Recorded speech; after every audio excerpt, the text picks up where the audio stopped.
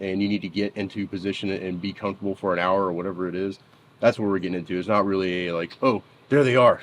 Like start putting socks everywhere and making it, you can't do that. But as time goes on, you can continuously build your position up so that you get more comfortable. You can train long range without training long range, doing your normal day-to-day tasks. If you're not doing this stuff on the regular, then adding a 12-pound gun into the process and trying to hold everything still, it can be problematic.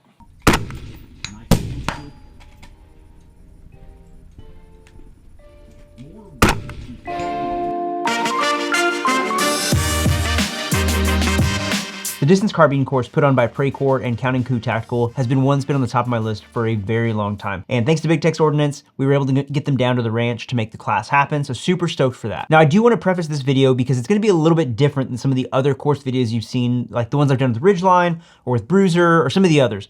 And the reason is that there's a drill that they do in this class that they don't want shown and they don't want talked about outside of the class. The example they give is doubles. Doubles is a drill that a lot of instructors use, and it's just simply used out of context by most instructors. They don't truly understand the drill or the context in which the drill is being taught, and so they're not truly achieving what they should with the drill. So with this drill, they just don't want that to happen, so they've asked to not show the drill and to not talk about it outside of the class.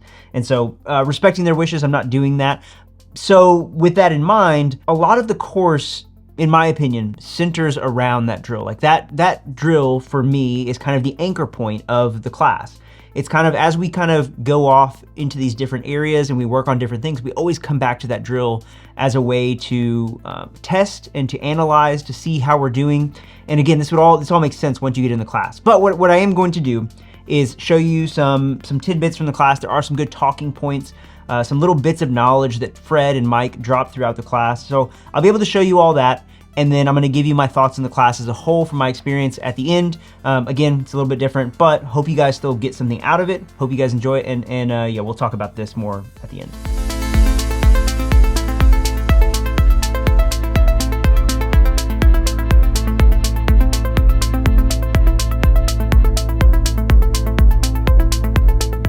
We don't say like don't shoot with iPro, but if it's something that you're going to wear, you need to do it all the time. So if this is the pair that I'm going to shoot with every time in whatever situation I'm in, I need to zero with this. You just add just one more little bit. You see that deflection there? That's huge. And this is what, 36 inches or maybe like 12 feet, depending on.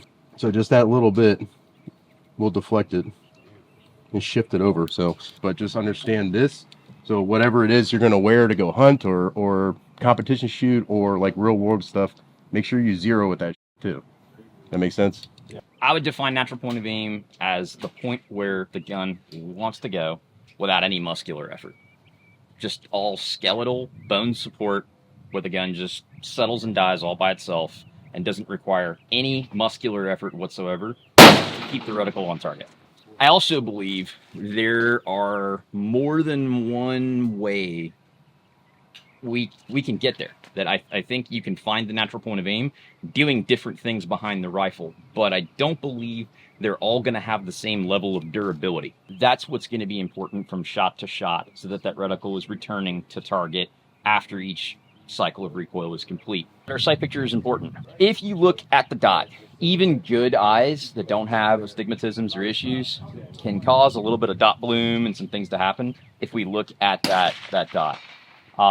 I believe to get these things zeroed correctly, we need to go ahead and look and stay target focused when we're using the dot. The magnifier jumps in play. That kind of now moves into land of the scope. And because it's not actually, but we're going through magnified lenses and everything else, I think the focus shift should transfer from the paper back to the dot itself. We've got diopter adjustments on these things that we can use to focus up the dots. Usually people see a sharper, clearer, rounder dot when looking through a magnifier. These things should fit inside of the middle of that B8. All right? It shouldn't be out there either. There shouldn't be dot covering black. We're going to be right there in the center of that thing, really checking those edges and making sure. I think a lot of zeroing errors with dots just come from people aren't making a consistent sight picture. So take your time. There are pieces, with these things. We didn't want to talk about it this morning too much, but I like to, when I try,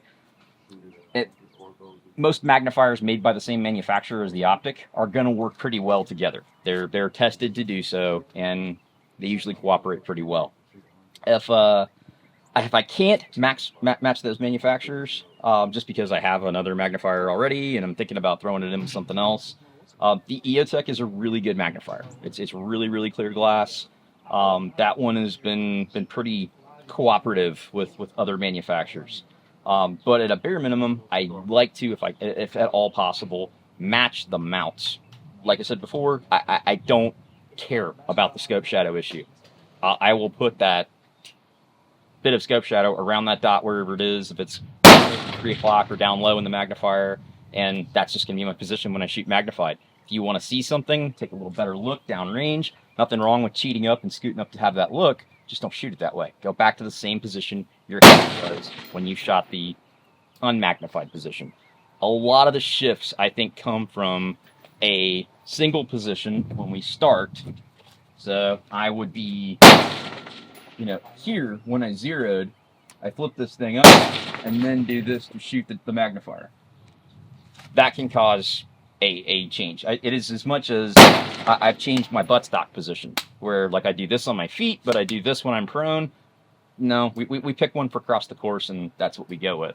We're going to shoot with empty lungs. Empty lungs are always empty. Full lungs can be different lung volume. When you're wearing additional layers, might have kit on, something like that, I may not be able to let my chest expand as much as it is, but empty is always empty. That letting it out halfway, well, I don't have like a gauge that tells me I've let half my air out. I don't know. Empty is empty. Trigger control, our next fundamental. What part of your finger is actually interfacing with the trigger for your most accurate shot? What you're doing right now might be holding you back a little bit. There may be a little bit room for experimentation here, and I'll give you my opinions after you find what works best for you as to when I use what. I don't press the trigger with the same part of my finger for every trigger I have. End state goal, though, is the trigger straight back to the rear. All right? A lot of people think about this stuff two-dimensionally, that straight back to the rear means not back into the left, not back into the right. I would also submit that I think it would be improper to pull your trigger from low to high or from high to low. There's another axis there to worry about. And I think you'll see that in dry fire practice with a little bit of reticle bounce if I don't have the trigger straight back to the rear. Bottom line, any pressure whatsoever that deviates from being perfectly parallel with your bore can cause a bit of bounce. And that can happen while the bullet is still on its way traveling down the barrel. The final fundamental what we consider and think about is follow through. Follow through, I think that's where a lot of things can go wrong. You can have good natural point of aim, the correct sight picture, your lungs are empty, and you applied the correct trigger control and still throw a shot.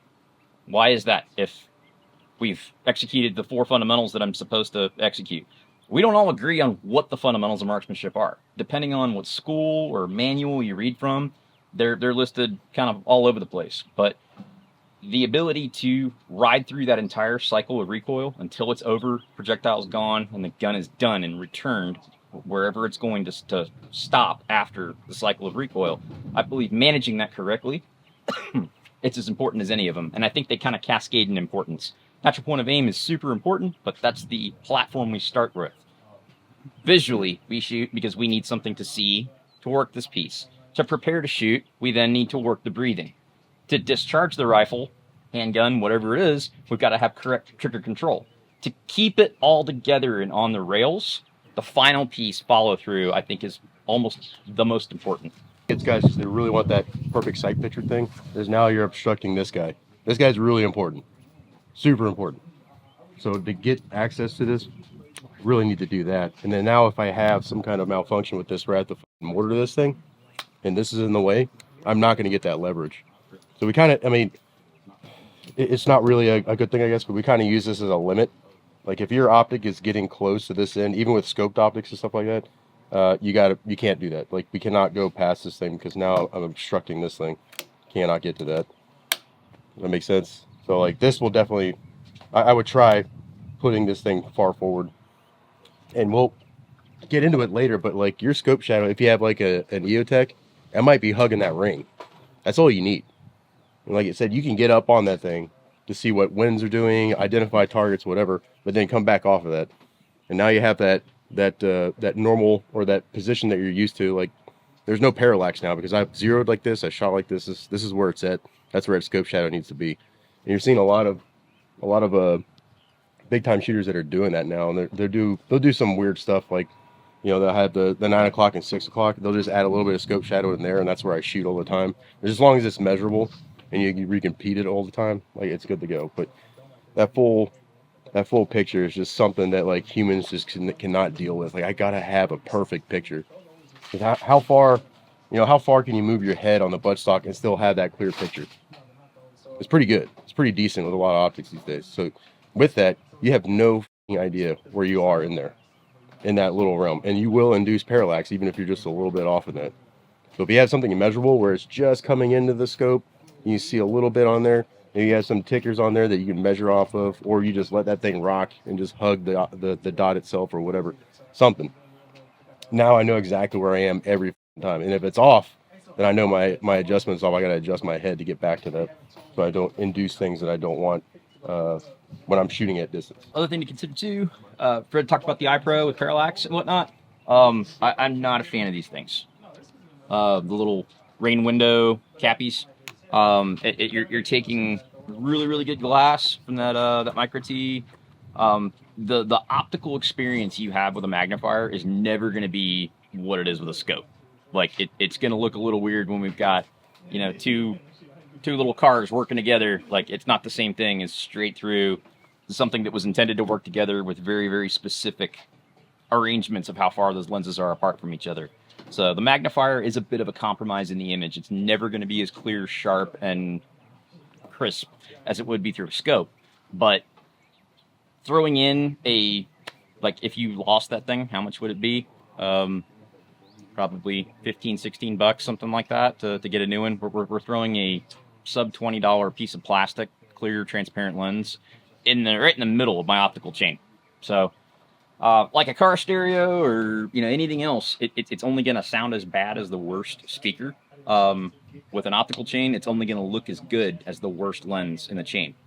So, do those things help? In the rain or something like that, it gives you a layer to peel if it's really coming down.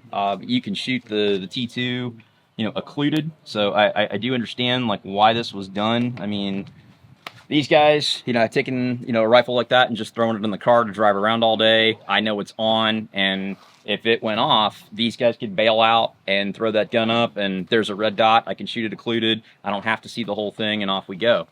But I would do my best to get this thing into the clearest condition it can be, and that's going to be without any type of those caps. I see that. I've seen shifts, like guys shooting with them on and off, as much as 2 or 3 minutes of angle at 100. Magnifier guys, go ahead and flip your magnifiers up and just verify, going through a couple of these breathing cycles, that your sights are staying within the boundaries of that piece of steel. I mean, natural point of aim, it's exactly where the dot was. Don't let it move. I don't see a lot of people discussing how to set one of these things up in the first place. They talk about where they go on the gun, but then the sling, I think a lot of the things that happen with people that are, this isn't comfortable. It's because the sling itself is not properly adjusted. All the action for the sling kind of happens at this one point, whether you got a padded sling or not, right? This is where the fulcrum is for, like, where a VTAC starts to accumulate adjustment, or these 2-to-1s. So what I like to do is I start with these things run pretty much all the way out, as long as they're going to go. All right, straight into the center of my body, and I want a full arm's length out to that QD, or the termination of the sling. All right, guess what the other side's going to look like? About arm's length. All right, this one's a little bit long on this side for me, so I'd shorten this up just a little bit. Come into about here, and what that does for me is it locates, and this is the nice thing about the 2-to-1s. The 2-to-1s, all of the adjustment happens because that fulcrum point stays in the same place. I'm always going to the same place to make the adjustment. So it's all happening from that same spot. Yes, the slider moves up and down the sling, but it's always going to be limited by that side that runs over my back, and it will always be in the same place.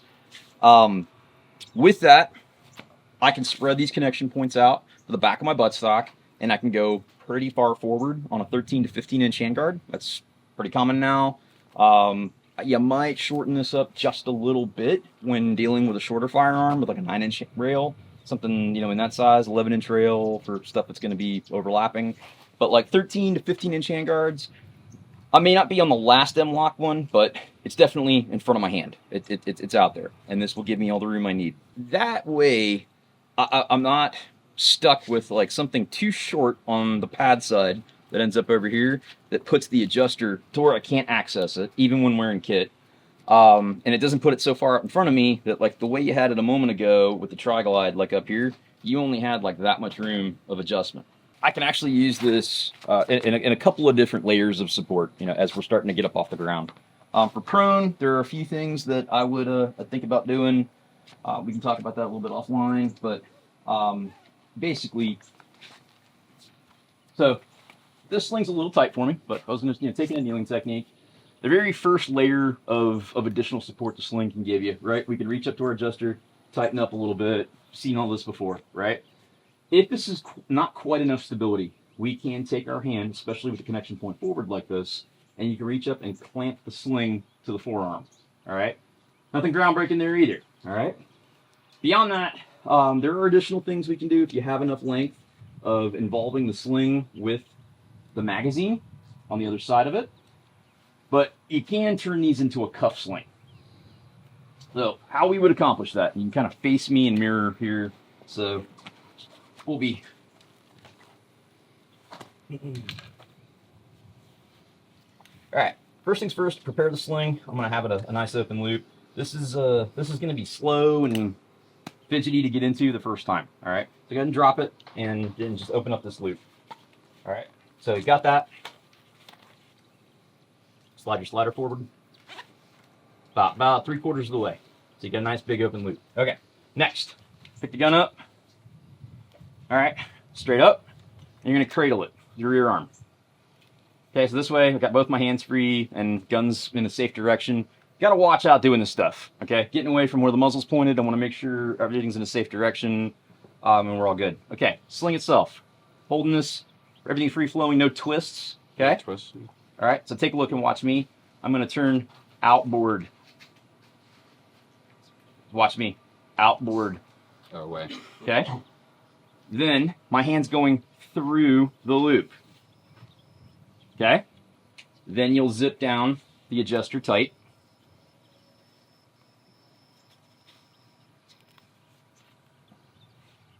Okay? Hand comes around. That way, that's why we put that twist in it, so I don't have any twisted nylon. And from here, resist the temptation to like come in here and grab the pistol grip. I'm going to place the buttstock into my shoulder with my hand. All right. Ideally, this one isn't quite adjusted for me. It's a little short, so that's why it's sliding down my arm. I want it high on my bicep, so I literally don't have to even grab. I don't have to grab the forearm. It is my hand coming up in here into that sandwich, the stop, that limit from the sling. And yes, this is slow to get into, slow to get out of, but it's a tremendous amount of stability. So you're not wearing the sling around your head and neck to do this. You can use this same technique from sitting position, from the kneeling position, and to some extent, I could even come up and the rifle against something, either side, for more stability. There's a lot of stability coming from a sling. So this cuff stuff, this is very old school. I mean, it's still taught in Marine Corps marksmanship 101. But it is a tremendous amount of stability if you don't have a tripod, bipod, and field conditions. Prone's great. That stuff's fine. Okay, cool. Go out there 65, 70 meters and get prone and shoot some of this stuff. Like, it's not going to happen. And stuff that thick, you probably aren't even going to be able to kneel. It's almost all going to be standing. So finding something I can get in and fit into, if you have time to set this up, it can be the difference of shrinking up what all the competition guys call that wobble zone. So as you start to kind of shop around with these positions, start out with nothing, all right? Pop up to kneeling, all right? Kneeling position, natural point of aim, things all apply the same way as if I was getting in prone, all right? You'll eventually, with a few reps, figure out, like, I already look at the target downrange, what I want to shoot, where my feet and knees need to be. I drop in here. You can be up on the ball of your foot if you want. You can lay it down and sit on your foot. You can roll it outside to get even lower. I want my elbow out past my knee, so I'm not doing this bone on bone. Elbow out past my knee, let that meat fillet out, and we'll place the rifle into my shoulder. And this is why zeroing bladed is important. Do this straight behind the gun, okay? I don't know unless I tried something, maybe even switching my knees, but then I have all of this out here to contend with holding up. I've seen people try it and they don't win. So yeah, I'm straight. I can do my straight behind, but if I don't have a barricade or something to work with, this isn't gonna work. So there is really no way I can come up with to get square and straight behind the gun and have a good position, kneeling. Unless I've got something to hold the front of my gun. So unsupported, that's why we need to build the blade into our system. So from here, elbows out past, try to find the limits of a position. Don't hold yourself with muscles right in the middle. Lean forward, lean back, experiment with how far apart your legs are, and look at your dot, and just try to measure, okay, what how much is my wobble zone? I'm not even trying to aim at a target yet. I'm aiming just downrange. Right now, my dot is sitting on the back berm. So to fix that elevation, I would need to let my elbow slide further forward, down my knee, let that kind of suck up. Okay, now I'm on that third berm. Close your eyes, inhale. Natural point of aim is on the left tire track of the 2-rep trail. So am I going to muscle the gun over there? Okay, everything's got to move. My feet and everything. You can sit and play this game micro with just a little jog with my toes. Then what do I get? For your heel, just little micro movements, fine tuners to get this thing over there by itself. Not with muscles. This thing wants to go where it wants to go, and it'll settle. From there, add the sling with just tighten it up. See, how much does that shrink your movement on target? Then clamp the sling. Then a wrap around the magazine. Then you can go into the more involved bits of the sling. The thing with positional shooting unsupported, if you're uncomfortable kneeling, like what I was just doing, sitting here talking to you guys, if this is uncomfortable, nothing about the gun's going to make it more comfortable. If that position, sitting cross-legged, is uncomfortable, nothing about adding a rifle to it's going to make it better. Obviously, the best position you do is prone. So I'm maximizing all that surface area of me to something that's really solid. Can't always do that. So if I'm moving up to something that's kneeling, I like getting surface areas all connected as much as possible. So getting as tight as possible as you can. And if guys aren't that flexible, like wearing kit helps. So if I'm wearing a carrier or something right here, I'm creating more surface area connection right there as well. So that helps. So if you got your bigger guys that are just not flexible enough, yeah, you can throw, if you're carrying a bag with you, you can throw a bag in between here and create that surface area. And you'll see huge differences if you even have these little, shooting socks and just placing it in here. You're like, oh, that's way better. This part right here gets troublesome with, your shin and that V with your foot. You just stick like a little sock in there and you're like, oh man, that's super comfortable. That we can get on later on, and that's actually like, this is my firing position. I'm not moving today, and you need to get into position and be comfortable for an hour or whatever it is. That's what we're getting into. It's not really a, like, oh, there they are. Like start putting socks everywhere and making it, you can't do that. But as time goes on, you can continuously build your position up so that you get more comfortable. Maybe kneeling isn't the way you can go with this. I have to be standing, but either way, I'm still thinking about more surface area connectivity with stuff. So even if I'm standing like this, take a bag and sling it underneath my arm, and like, oh, that's just a little bit. That gave me another 10 minutes of comfort before I start sucking in, and keep doing stuff like that. So the lower you can get, the better.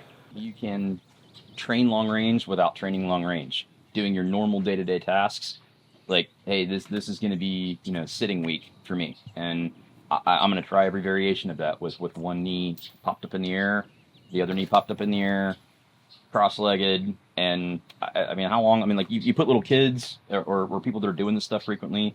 A lot of the jiu-jitsu students, they sit that way all the time. So like that kind of stuff isn't uncomfortable for them. But if you're not doing that stuff on the regular, then adding a 12-pound gun into the process and trying to hold everything still, it can be problematic. So we're used to sitting in our cars or vehicles or couches and being comfortable. Take away the comfort factor as much as you can.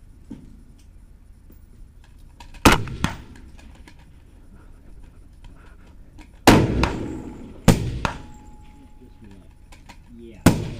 What you're dealing with that leg. This one's like rolled over. So that one's like rolled under. So like I'm trying to turn these kneecaps outside. Yeah, make the legs come out. Nice and easy. More is actually easier to get the ankles into the ground. Yeah, I did notice that. I took some of those, but that definitely feels better.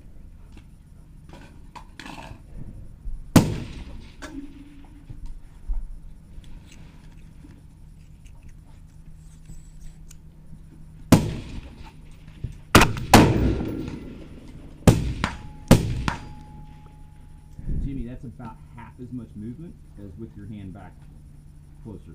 Okay. With your forearm. Like, it was a lot more active before. So. Distance carbine is their baseline course, right? So in order to do distance carbine 2, you have to do distance carbine 1. It's kind of their intro course, if you will. There's a ton of good information in there, but it's just the way that they kind of like, the way they teach things is a little different, a little unique. Not wrong in any way, shape, or form, but it's just not covered by other instructors the way it is by them. So they have this as a preface, like if you want to get into other classes, this really sets you up for success. So with that in mind, Mike talked to me the night before we were out having drinks and having food, and he told me the story of his own training journey and some struggles he had along the way. And there was one thing that he told me that I should have known was like foreshadowing for myself. And he was talking about, essentially he was saying like, go along on the journey for the sake of the course, right? Even though you may not agree, even though things may be different, for the sake of the learning process and the journey, go along with it. And for me, in all honesty, I did struggle in this class. And you know, Mike and Fred were you know, very patient with me and very, very kind. But I struggled in the sense that the way they teach things is different than what I've done them over the past couple of years. And it was so ingrained to do things a certain way that it was really difficult for me to step out of that and to try to pursue it the way they were. And it really was a struggle for me. And I tried. I gave it the old college effort, but it was difficult for me. Now, it's not to say that their way is right or wrong, not to say that my way is right or wrong. It was just one of those things where I had spent a couple years doing things a certain way, and then in a weekend, it just wasn't going to undo it. But I still took a lot away from the class. Now, I think that this class, you know, as I talked about at the beginning, they're the main meat of the class. I can't show you, but I still think this is a great class for a lot of people. And the reason is that distance carbine is set up for people to shoot out to distance with their everyday gun. And for most people currently, that is a red dot or red dot with magnifier. A lot of guys want to get into an LPVO or something like a 4-16, something with more magnification, and they're not ready to make the commitment in terms of money, or they're limited in the round they can shoot. So shooting match grade ammo is very expensive. So it's anywhere from 70 cents to $1 a round or $1.50 a round, depending on what you're shooting, is very expensive for gas guns. So they've set this up around 55 grain. They show you how to shoot out to 900 yards or 1,000 yards, 1,000 meters, depending on the range, with red dot magnifiers and 55 grain ball ammo. And everybody in the class did it. Everybody got on target at 900 yards and was able to do it. And it was awesome. It was phenomenal. And most of those guys were doing it with red dot magnifiers. I had my LPVO. I had the wrong setup for the class because that's the gun I carry. That's what my everyday rifle is. If I had a truck gun or if I was going somewhere and was worried about something, that would be what I would take, is my LPVO. That's just me. That's not most people. So they teach you how to do it without a bipod, without the LPVO, without some of the other creature comforts, let's call them. And it is really impressive. So I think a lot of people would really benefit from taking this course because you're not ready to make the commitment as far as ammo goes, you know, buying 1,000 rounds of match grade ammo, or you're not ready to make the commitment as far as an LPVO goes or a higher magnified optic. So this is a great class for a lot of you who may be interested in doing that. The feedback that I get from when I do the other videos is a lot of guys just don't have the time to go and pursue precision shooting with a gas gun, or they don't have the resources to do it in terms of money. And money's tight right now in our economy. The prices of everything is going up in terms of like optics and ammo. So it is a big jump for a lot of guys to make. And this bridges that gap for a lot of people. It makes that next step a little bit easier. So instead of jumping straight into a precision gas gun course, you can jump into this distance carbine course and still learn a lot of the fundamental skills, still start to learn the math that goes into it, and being able to use the tools you currently have to achieve the goal.